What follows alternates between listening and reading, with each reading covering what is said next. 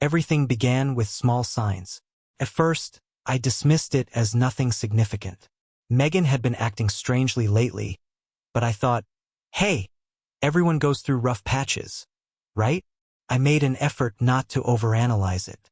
I assumed she was just stressed out, possibly overwhelmed with work, or perhaps experiencing one of those midlife crises that people joke about. Yet, deep down, I felt that something was off. Once you start noticing the cracks, it's hard to stop searching for more. Her phone usage ramped up significantly. She used to be the type to misplace it frequently, but now, it seemed permanently attached to her hand, even during dinner. If I happened to glance her way, she would tilt the screen away, texting someone while wearing that little smile. One that used to be reserved just for me. You know that gut feeling that something isn't right? Yeah, I had that in spades. Her late nights at the office began to stack up as well. Just another meeting, she'd say. This month's deadlines are insane. Not wanting to appear paranoid, I let it slide. But then, there was the sudden obsession with her looks. Megan had always been effortlessly beautiful in my eyes, but she started wearing makeup daily, dressing more sharply, and adopting a different scent. One night, when I hugged her after she came home, I caught a whiff of a fragrance I didn't recognize. It wasn't her usual perfume. It was something completely new, and it didn't belong to our life together. I made a conscious effort not to leap to conclusions. People change, right? Maybe she was simply trying to regain her self-esteem. I kept telling myself that she was going through a personal struggle and that I shouldn't make it about me. But I wasn't naive. When things stop adding up, you start doing the math. One night, I couldn't resist the temptation any longer. She had left her phone on the kitchen counter, just sitting there, practically challenging me to take a look. I knew it was wrong, but I couldn't shake the feeling that I needed answers. I opened the screen, and there it was, messages from a guy named David. The most recent one was seared into my memory. I miss you.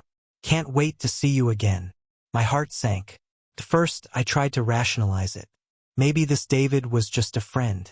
But seriously, who uses, I miss you, like that unless there's something deeper happening? And the worst part? I recognized how distant she'd grown with me. Our conversations felt strained. She no longer laughed at my silly jokes like she used to, and the intimacy we once shared had almost completely vanished. Weeks had passed without us being intimate, and even when we did, it felt forced, like she was just going through the motions to placate me. I knew I had to confront her, but every time I tried, she shut me down. I'm tired, Ryan, she'd say, brushing past me as if I were an annoyance. Even worse, she acted as if I were being paranoid. Why are you always so suspicious? Can't a woman just have a rough week without being interrogated? And damn it, I wanted to believe her. Or at least I tried to. But that night, the perfume and the message from David? That was the breaking point. Lying in bed, staring at the ceiling, I attempted to piece together how we ended up in this mess. I kept telling myself it was just a phase. Maybe she was simply bored, or perhaps the stress was getting to her. I went through every excuse in the book, anything to convince myself it wasn't the betrayal I feared. Then came the night that shattered whatever flicker of hope I had left. I thought I'd surprise her by picking her up from work, a small gesture to show I still cared. She hadn't asked for it, but I figured it might remind her I was still around, still trying. I waited outside her office for over an hour, but she never appeared. Checking my phone, I wondered if I had misunderstood her schedule. That's when I thought to check the nearby restaurants. Maybe she had grabbed dinner with coworkers or something. And there she was, but not in the way I had anticipated. Sitting outside on the patio of a quaint little bistro, she was holding hands with a man I didn't recognize. He had that smug, polished appearance. Slicked back hair, a crisp shirt, and that cocky grin that made me want to knock his teeth out. And Megan? She was laughing, really laughing, in a way I hadn't seen in years. It wasn't the half-hearted chuckle she gave me when I tried to make her smile. It was genuine. I stood frozen across the street, my heart racing. I wanted to storm over and create a scene, but something held me back. Perhaps it was the fear of confirming my worst suspicions. Maybe I just wanted one last glimpse of the woman I thought I knew before everything collapsed. They didn't notice me. In fact, they didn't even glance around as if they had anything to hide. They were too engrossed in each other, lost in whatever fantasy they were sharing. I watched them for what felt like an eternity, each passing second twisting the knife deeper. At one point, David leaned in and kissed her hand, and she blushed like a lovesick teenager. I couldn't take it anymore. My hands trembled, and my mind raced with a whirlwind of emotions. Anger, betrayal, heartbreak. But most of all, I felt like a fool. How had I let it go this far without noticing? How many nights had she looked me straight in the eye while lying to me, all while she was with him? Driving home that night was a silent struggle, my grip on the steering wheel so tight that my knuckles turned white. When I finally arrived, the house felt colder than ever.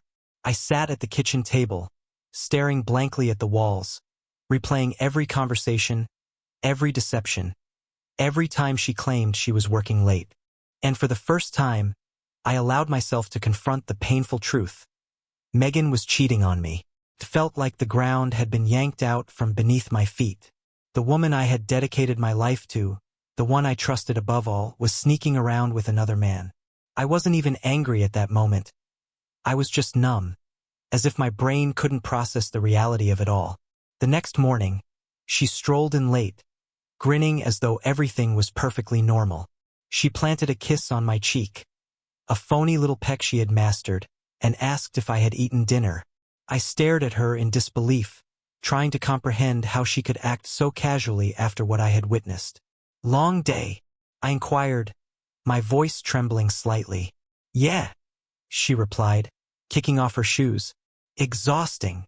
And just like that, there it was, no hint of guilt, no trace of shame.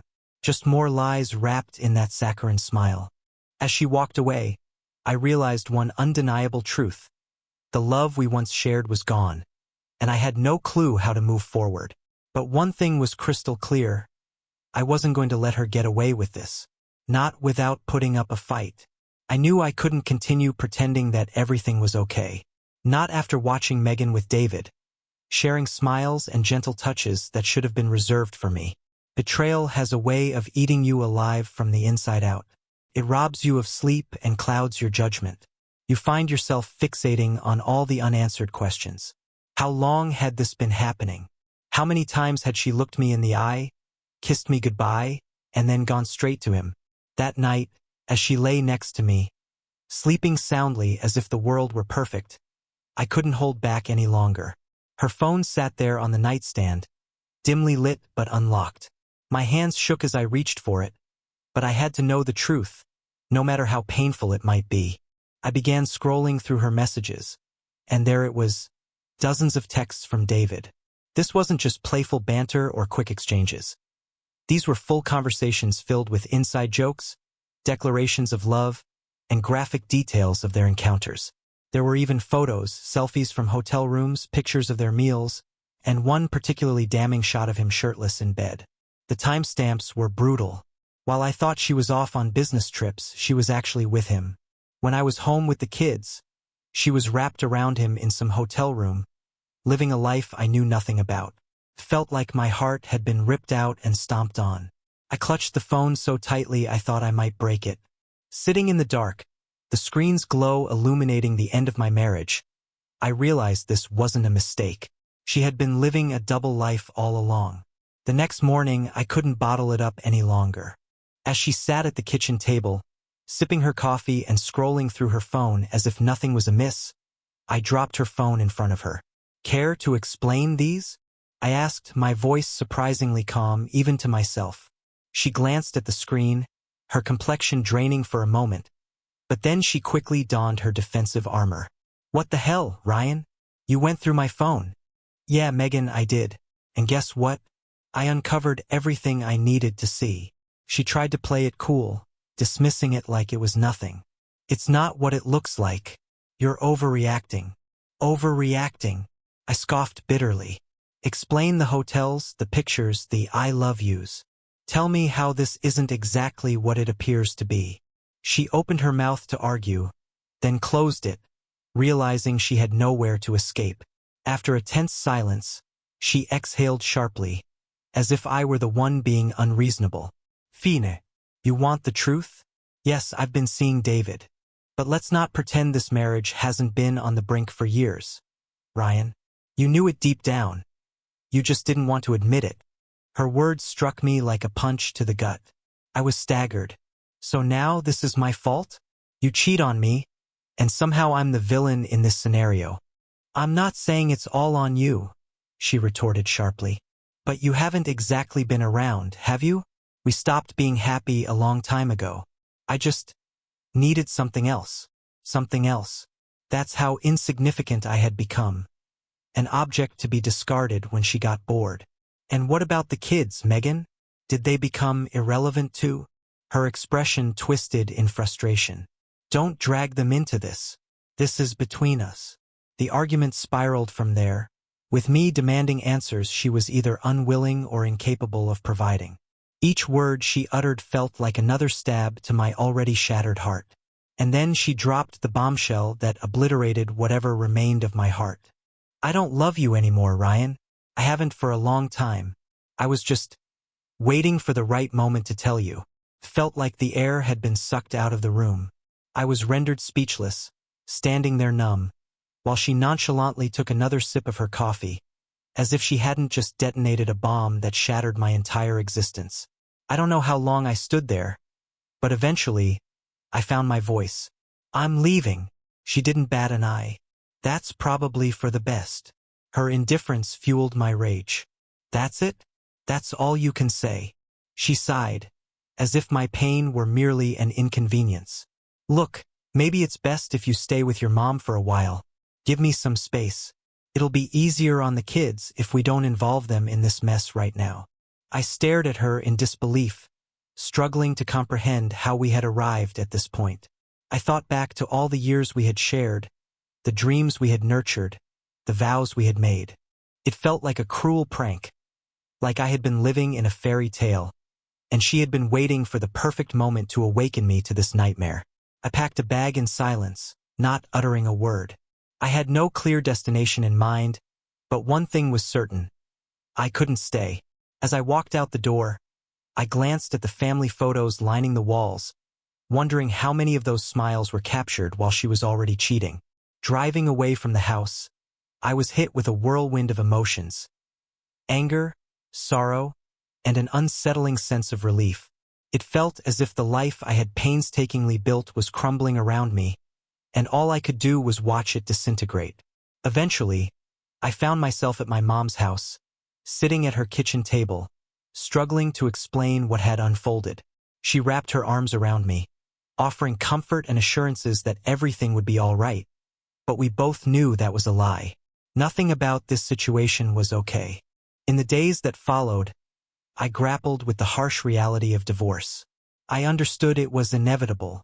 There was no returning from the betrayal Megan had inflicted. But every time the thought crossed my mind, I was overwhelmed.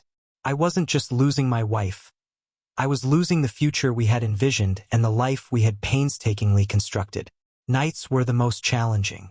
I'd lie awake, staring at the ceiling, replaying every argument, every lie, every time she had declared her love for me.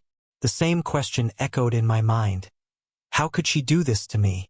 The mere thought of lawyers and paperwork made my stomach churn.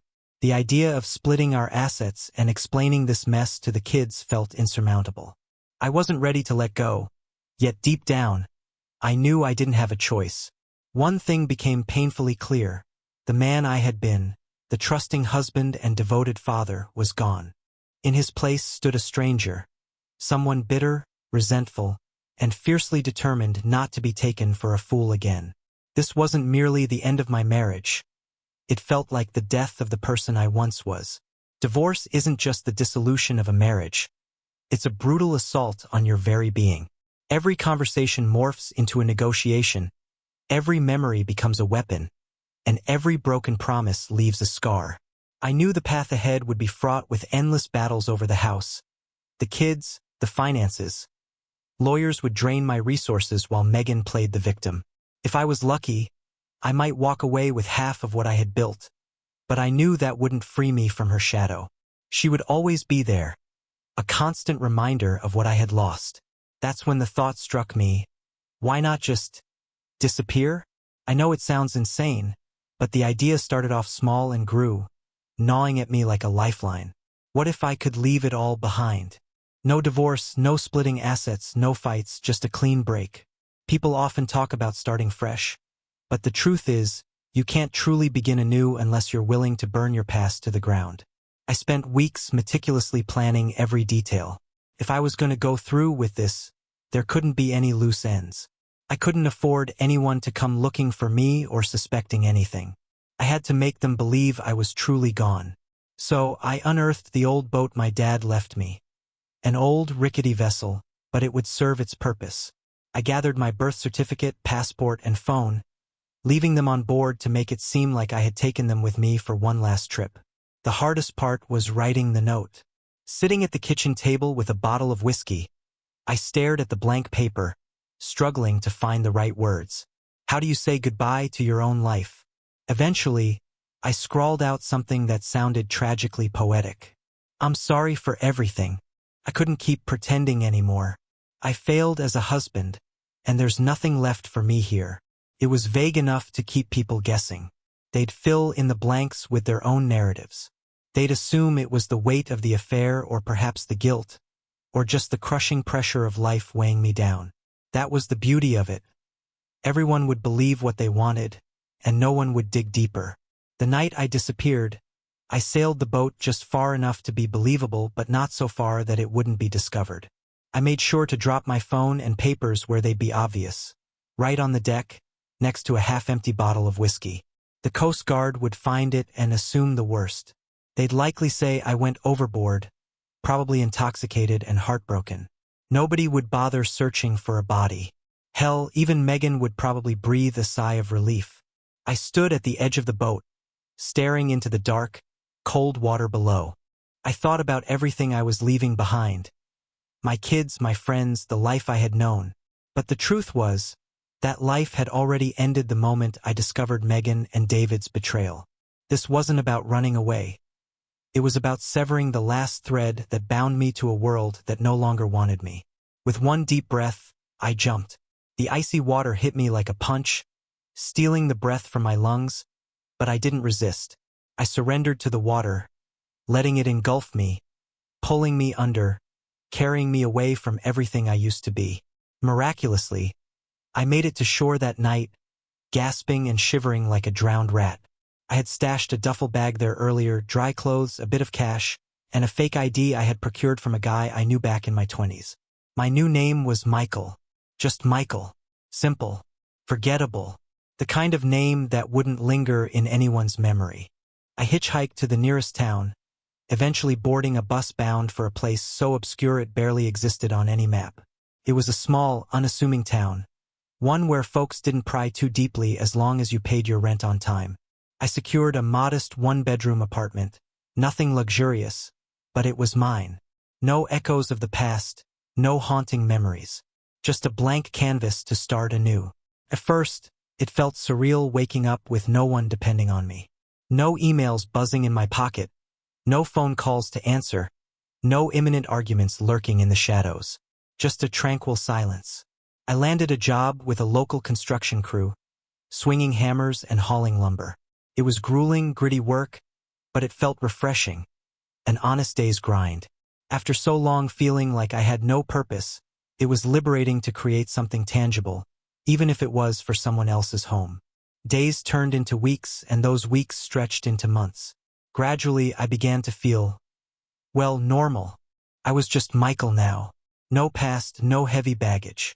I kept to myself, paid my bills promptly, and avoided the limelight.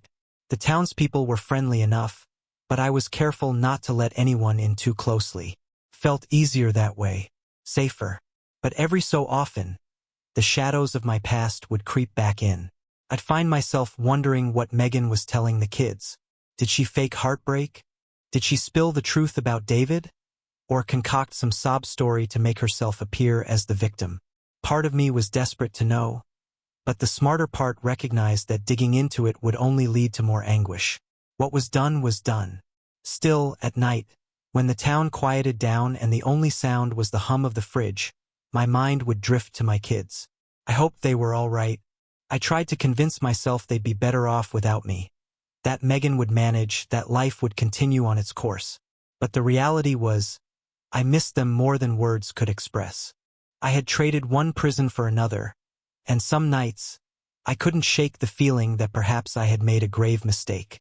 Yet every time I contemplated returning, thought about calling them, about letting them know I was still alive, I would recall the look on Megan's face when she told me she no longer loved me. The way she dismissed me, as if I were nothing more than a fleeting inconvenience.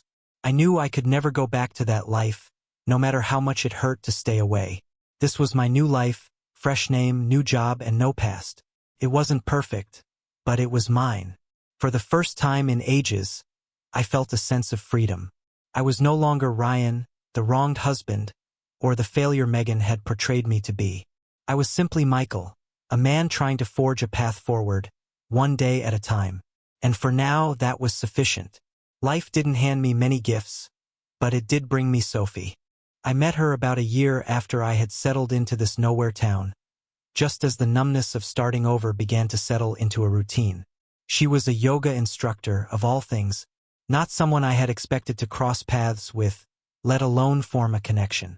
But life has a knack for throwing unexpected surprises your way. Sophie was different from anyone I had met before. She didn't pepper me with questions, which was a relief. She had her own burdens to bear. A tumultuous divorce, a series of disastrous relationships, and a brother she barely communicated with anymore. I sensed she carried her own demons, but she seemed to have made peace with them, or at least learned to keep them at a distance. Our first encounter took place at a local cafe after one of her yoga classes. I was in line, grabbing a coffee when she approached me, fuming about someone stealing her parking spot. I cracked a joke about the trivial dramas of small-town life, and to my surprise, she burst into genuine laughter. It was the kind of laugh that made me feel like maybe life wasn't as grim as I had believed. Before I knew it, we were seated together, chatting like we were long-lost friends. Our relationship unfolded slowly. In fact, it took several months before we even went on an actual date. I appreciated that about Sophie. She wasn't in a rush, and neither was I. After everything I had endured with Megan, the thought of jumping into something new terrified me. But Sophie? She never pushed. She allowed me to approach her on my own terms. She had this soothing presence, as if she had traversed her own personal hell and emerged a bit scarred but not broken. For the first time in years, I started to feel a glimmer of peace. I didn't need to wear a mask around her. She had no idea about Ryan, the man who had faked his own death to escape a crumbling marriage. To her, I was simply Michael, a guy with a quiet history and a fresh start. And for once, that was enough. Things with Sophie were good. Not perfect, but solid. We spent weekends hiking, cooking together, or just lounging around, discussing anything and everything. She made life feel lighter, as though perhaps, just perhaps, I could leave my old ghosts behind. And for a while, I truly believed I could. But life has a way of resurrecting the past when you least expect it. It was just another ordinary Tuesday when I saw her. I was at the local supermarket picking up my usual groceries, eggs, milk, bread. And then there she was, Megan, the woman who had shattered my life into pieces, standing in the cereal aisle, casually weighing her options between two brands of granola. At first, I thought I was hallucinating. Years had passed since I'd left, and I assumed she had moved on, settled in the city, and embraced the life she had chosen with David. But there she was, right in front of me, and my heart nearly stopped. She looked different, older perhaps, or simply worn down, but it was unmistakably her. Just as I was about to slip away unnoticed, a voice sliced through the air. "Megan, come on. We need to get going." And there he was, David, the man who had taken everything from me, standing beside her, holding a shopping basket and looking as miserable as she did. I stood frozen, watching them bicker over groceries like any typical couple. But to me, they were anything but ordinary. They were the reason I had fabricated a new identity and was struggling to piece my life back together from the wreckage they had caused. I managed to sneak out of the aisle without drawing their attention, my heart racing in my chest. I should have felt rage. I should have wanted to confront them, scream in their faces, and expose what they had done to me. But instead, all I felt was cold detachment. It was as if I were a spectator in a poorly scripted movie, witnessing a scene unfold that I could hardly believe was real.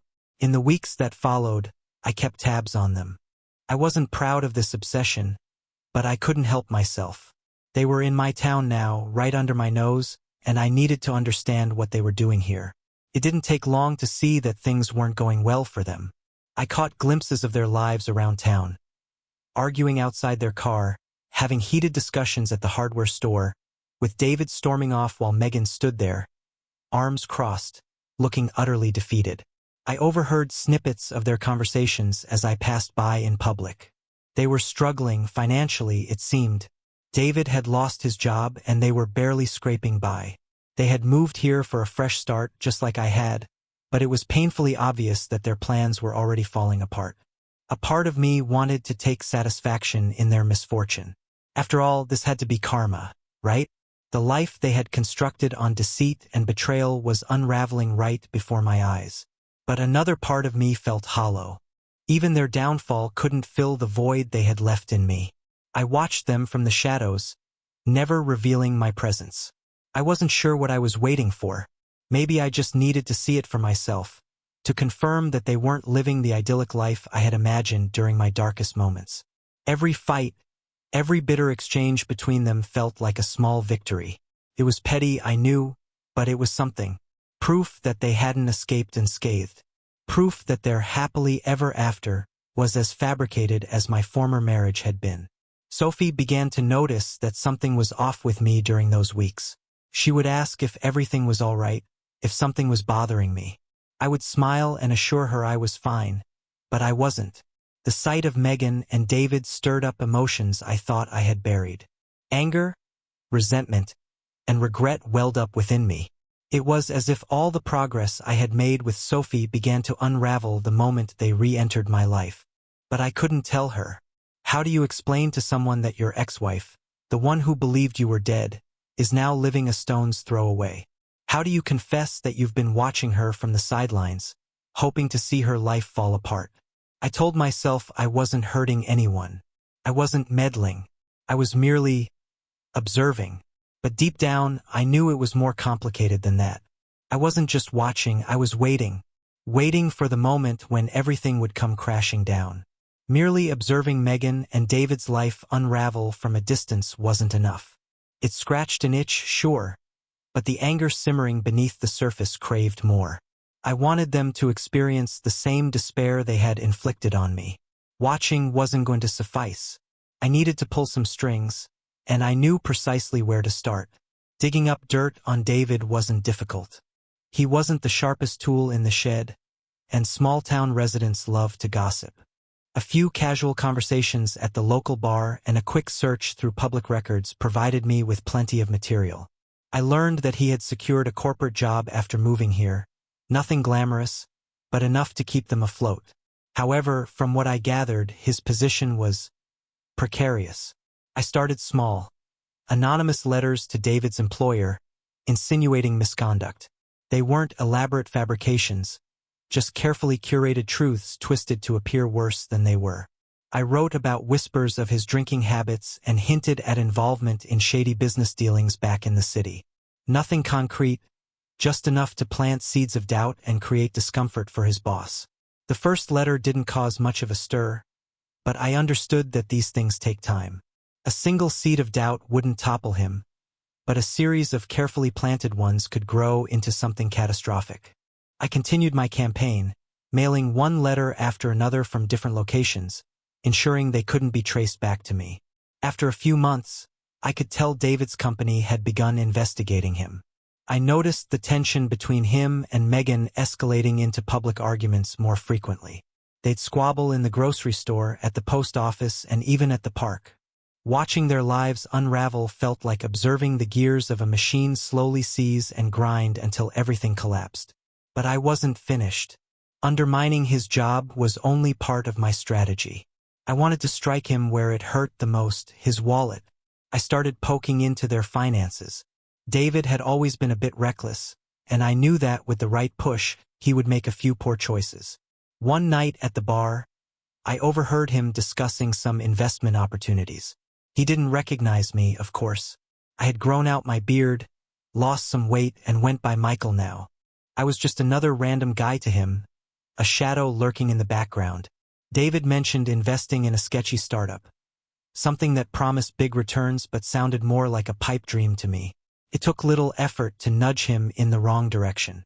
I created a fake email account to pose as an advisor, encouraging him to invest everything he had into it. He took the bait. Within months, the investment plummeted, dragging their finances down with it. David panicked, and instead of cutting his losses, he doubled down, draining their savings in a frantic bid to recover. It was a spectacular train wreck, watching him dig himself deeper, convinced he could still emerge victorious. As for Megan, she was far from pleased. Their arguments grew louder, more public.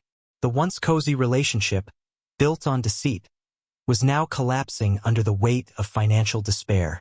They would bicker in the middle of the street, shouting about money, trust, and shattered promises. I couldn't have scripted a more perfect scene if I tried. Then came the final blow. David walked out. I wasn't there to witness the scene, but word spread quickly. He emptied what little remained in their joint account and vanished, leaving Megan with nothing but unpaid bills and a mortgage she couldn't manage. She had gambled everything on him just as she had gambled against me, and lost. For a fleeting moment, I felt a spark of satisfaction. It was poetic justice, really. She had traded me in for a shiny new life, only to watch it rust away before her eyes. But that brief satisfaction faded quickly. The truth is, revenge isn't as sweet as people often think. It's more like a drug. It offers a temporary high, but the crash hits hard, leaving you feeling empty. I thought that was the end of my involvement, that I could finally move on. But then the letters started coming. At first, I didn't recognize the handwriting. It was messy and frantic, as if penned in a rush. But when I opened the envelope and read the first letter, my heart skipped a beat. It was from Megan. The letters arrived weekly, sometimes even twice a week. They were lengthy, filled with emotion, regret, desperation. She poured out her sorrow over everything that had transpired between us, lamenting how she never appreciated what she had until it was gone. She spoke of how hard life had become since David left her, and how she found herself with nothing. She didn't know if I was alive or dead. All she needed was someone to listen, someone to offer her forgiveness. I know I don't deserve your forgiveness, but I hope wherever you are, you know that I loved you once. I just didn't know how to show it. The letters kept coming, each one more desperate than the last. Of course, I never replied. What could I possibly say? Hey, it's Ryan. Surprise, I'm not dead, and I'm the reason your life is falling apart. Yeah, that was never going to happen. Reading her words was a strange experience. There were moments I almost felt sorry for her, but then I'd remember everything. The lies, the betrayal, the cold indifference in her eyes that last morning. Any pity I felt was drowned out by the haunting memories of our final moments together. Yet the letters continued to arrive. With each one, I came to an important realization. I wasn't angry anymore.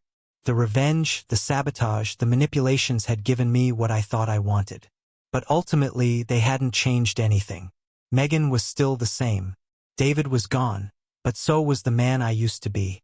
Maybe revenge isn't about achieving justice or finding closure. Maybe it's simply a way to burn the past so you can walk away from the ashes. And that's exactly what I planned to do. The day of the meeting arrived faster than I anticipated. Megan's last letter had practically begged me to meet her. Just once, she wrote, as if that could somehow erase the years of betrayal and heartbreak. I didn't know what to expect from this encounter, but I knew it was time to end the cycle. No more lurking in the shadows, no more letters. I needed closure, and I needed her to understand exactly what she had done to me. I chose the cafe carefully, somewhere quiet, tucked away, where the past and present could finally collide. I arrived first, taking a seat in the back, my hands wrapped around a cup of coffee that had gone cold.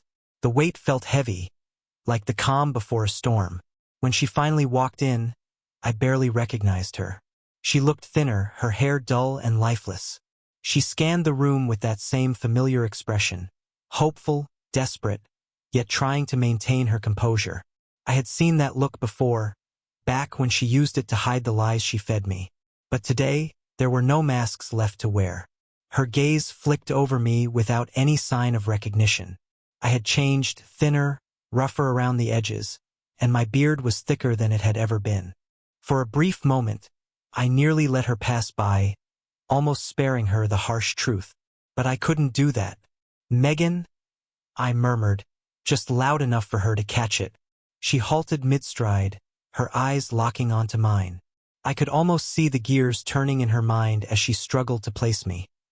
The confusion shifted into a flicker of recognition, then disbelief. "Ryan?" she breathed, her voice barely rising above a whisper. She sank into the chair opposite me, looking as if she had just seen a ghost. I allowed her to sit in stunned silence for a moment, letting the shock wash over her. Her hands fumbled nervously, her complexion pale and her expression unreadable. Finally, she broke the quiet. I thought you were dead," she stammered, her voice quavering. I leaned back in my chair, taking in her discomfort. "Not quite," I replied, my tone flat. "But I figured it would be easier if you believed that." She blinked, struggling to find her words. "Why? Why would you?" "Because I had to get away from you," I interrupted, bitterness rising to the surface. Faking my death seemed like the cleanest way to make that happen. Her complexion drained as the weight of my words sunk in. "But why now? What brings you here?" "Closure," I stated plainly. "I needed to see you. I wanted you to understand the damage you inflicted on me." Tears welled in her eyes, but I felt nothing. No pity, no anger. Just a strange, hollow calm. "Ryan, I'm sorry," she whispered, her voice quivering. "I was foolish. I didn't realize what I was doing back then. I thought I could find something better with David. But I was wrong." She reached across the table, her hand trembling. "Please, Ryan, I've lost everything. David's gone, and I'm left with nothing. I've thought about you every day, wishing I could turn back time. Can we try again? Please." I stared at her, feeling an unsettling detachment. Her desperation was evident, and for just a moment, I caught a glimpse of the woman I once adored, the woman I would have sacrificed anything for. But that woman was long gone. Maybe she never really existed at all. Leaning in, I locked eyes with her. "You want to hear the truth, Megan? I made sure your life crumbled. Those letters to David's employer? That was my doing.